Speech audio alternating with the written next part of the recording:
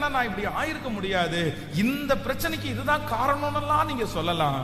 ஆனா நான் ஆராதிக்கிற தேவன் என்ன செய்கிறார் என்றால், எனக்கு நடந்து கொண்டிருக்கிற நடக்க போகிற எல்லாவற்றிலும் கர்த்தர் எதை வைத்திருக்கிறார் என்றால், ஒரு நன்மையை ஆண்டவர் வைத்திருக்கிறார்.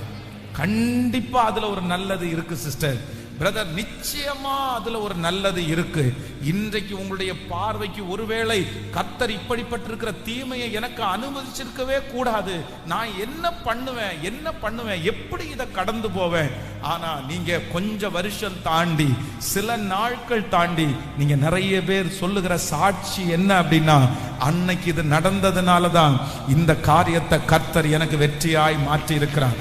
அன்றைக்கு இது நடந்ததுனாலதான் இப்படி நான் இருக்கிறேன், அன்னைக்கு நடந்ததுனாலதான் அதை கர்த்தர் எனக்கு கற்றுக் கொடுத்தார், இதனாலதான் நான் தேறின ஒரு பிள்ளையா நான் இருக்கிறேன்.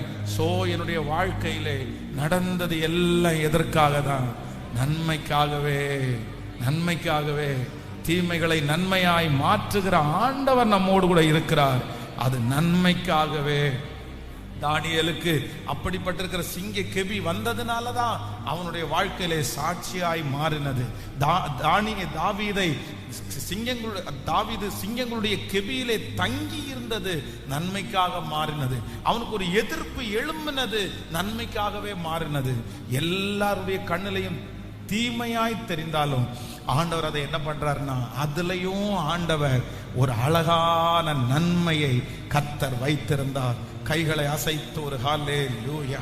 பொள்ளாச்சி பக்கத்துல ஒரு ஊழியக்காரர் பல வருடமாய் குழந்தை இல்லாம அவருக்கு ஒரு குழந்தை கிடைச்சிருச்சு.